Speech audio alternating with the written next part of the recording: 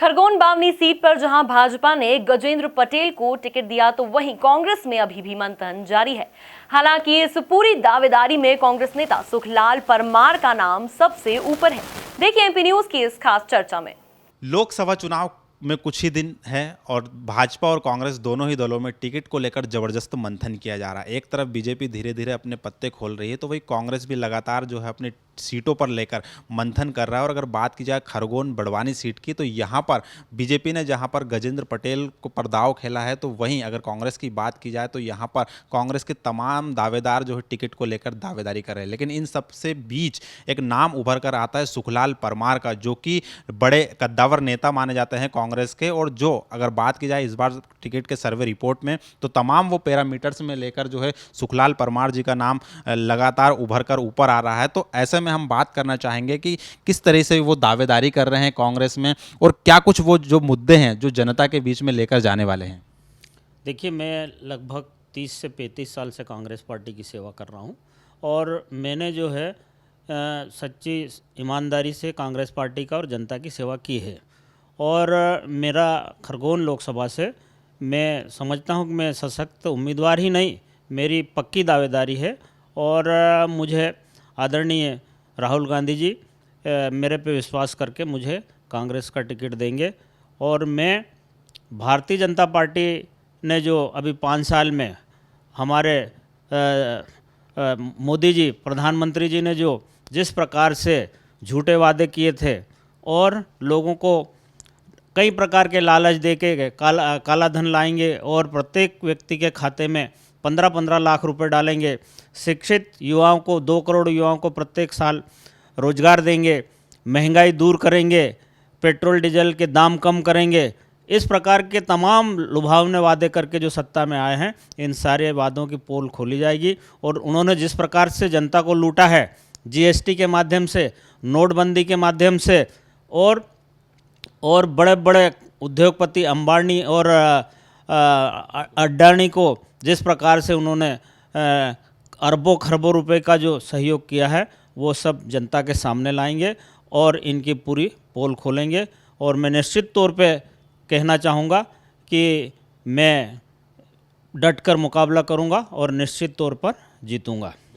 तो यहाँ पर डटकर मुकाबला करने की बात सामने आ रही है। लेकिन सुखलाल जी से मैं एक बात और जानना चाहूँगा कि आपको 2008 में मध्य प्रदेश विधानसभा चुनाव के लिए टिकट मिला था और वहाँ पर हालांकि आपको 2008 में बीजेपी की लहर में हार का सामना करना पड़ा। लेकिन अगर लोकसभा में आपको टिकट मिलता है तो अगर आप जिस तरीके से दावेदारी कर रहे हैं तो क्या आपको सीएम कमलनाथ की तरफ से या कांग्रेस के राष्ट्रीय अध्यक्ष राहुल गांधी की तरफ से कोई ऐसा ग्रीन सिग्नल मिला है जिसको लेकर आपका टिकट पक्का माना जा रहा है? जी हाँ, मेरी आदरणीय कमलनाथ जी से भी बात हुई है और हमारे जितने भी मध्य प्रदेश के वरिष्ठ नेतागण हैं उनसे मेरी बात हुई है। और हमारे मध्य प्रदेश के प्रभारी आदरणीय दीपक बावरिया जी हैं, उनसे भी मुलाकात हुई। तो सभी ने मुझे आश्वासन दिया है कि आपका संघर्ष काफ़ी समय से है और विपरीत परिस्थितियों में आपने भारतीय जनता पार्टी से जिस प्रकार से लोहा लिया है और पूर्व सीएम श्री शिवराज सिंह चौहान जी का सेंधवा में घेराव किया और काले झंडे बताए हैं, ऐसी परिस्थिति में आपको हम निश्चित तौर पे आगे बढ़ाएंगे और ये सब सारी चीज़ें आपके पक्ष में रहेगी और कोशिश करेंगे हम हर दृष्टि से आपका सहयोग करके टिकट दिलाने का प्रयास करेंगे। मैं एक बात और पूछना चाहूँगा कि मध्य प्रदेश में कांग्रेस ने जो है किसानों की कर्ज माफ़ी का वादा किया था और उसकी बदौलत कांग्रेस ने सत्ता हासिल कर ली। लेकिन ऐसा कहा जा रहा है कि आचार संहिता की वजह से कहीं ना कहीं कर्ज माफ़ी में रोक लगी है और जिन किसानों का कर्ज माफ़ नहीं हुआ उन किसानों में नाराज़गी देखी जा रही है। क्या खरगोन बड़वानी सीट की अगर बात आती है तो वो भी ग्रामीण सीट है और यहाँ पर काफ़ी संख्या में किसान पाए जाते हैं, तो क्या लगता है आपको, क्या जो कर्ज माफ़ी का वचन अधूरा रहा है उसका खामियाजा कांग्रेस को भुगतना पड़ेगा? और जो नया चेहरा बीजेपी ने पेश किया है तो उनकी वो क्या कौन सी कमियां होगी जिनको आप जनता के बीच में लेकर जाएंगे? देखिए, जहाँ तक गजेंद्र पटेल जी का सवाल है, वो भी 2008 में भगवानपुरा विधानसभा से चुनाव लड़े थे और वो भारी बहुमत से हारे थे। उस समय भी उनको जनता ने नकार दिया था और इस समय भी हमारे खरगोन और बड़वानी की जनता किसी भी कीमत पर उनको विश्वास नहीं कर रही है। और जहाँ तक हमारे आदिवासी संगठनों का सवाल है, उन्होंने तो किसी भी कीमत पे गजेंद्र पटेल को वोट नहीं देंगे। दूसरी बात ये है कि किसानों के कुछ नाराज़गी का सवाल है, तो मैं समझता हूँ कि 90% किसानों को कर्ज माफ़ी का जो लाभ मिल चुका है, लेकिन कुछ किसानों को इसलिए भी नहीं मिला है जिनके या तो आधार कार्ड नहीं थे और या फिर किसी कारणवश जिनके सम्मिलित खाते थे, पिताजी के नाम से खाता था, उनके पिताजी की मृत्यु हो चुकी थी और कर्जा उनके पिताजी के नाम पे था। इस प्रकार के कुछ विसंगतियों के कारण से कुछ किसानों का कर्जा माफ़ नहीं हुआ, लेकिन इस चीज़ को हम समझाएंगे किसानों को।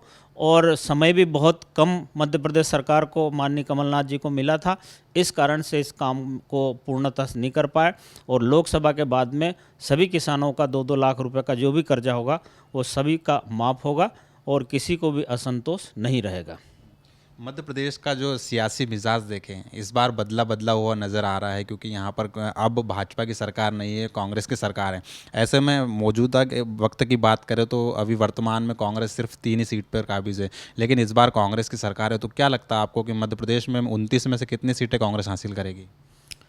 मैं समझता हूँ कि मध्य प्रदेश में जिस हिसाब से अभी वर्तमान परिस्थिति हैं, उस हिसाब से तो लोकसभा की 29 में से कम 21 सीट कांग्रेस जीतेगी। तो यहाँ पर आपने देखा है कि कांग्रेस के जो कार्यकर्ता हैं, नेता हैं, तमाम जो उम्मीदवार हैं वो कांग्रेस की सरकार बनने के बाद पूरे जोश में नज़र आ रहे हैं। और खरगोन बड़वानी सीट आदिवासी सीट है और यहाँ ग्रामीण सीट भी कही जाती है और बड़ी संख्या में किसान भी आते हैं। तो ऐसे में किसान नेता के तौर पर भी सुखलाल परमार जी संघर्ष कर रहे हैं और टिकट को लेकर लगभग ये माना जा रहा है कि उन्हें अब सिर्फ आलाकमान जो है पार्टी सुप्रीमो राहुल गांधी का जो है औपचारिक ऐलान बाकी है और उनका टिकट लगभग तय माना जा रहा है। हालांकि जैसे जैसे टिकट का समय नज़दीक आएगा, संकट के बादल छटते जाएंगे, स्थिति स्पष्ट होती जाएगी। फिलहाल हमारे साथ सुखलाल परमार जी ने उनकी बातें शेयर की है और अब देखना होगा कि किस तरीके से बड़वानी खरगोन सीट पर राहुल गांधी अपने दावेदार की जो प्रत्याशी की मोहर लगाते हैं।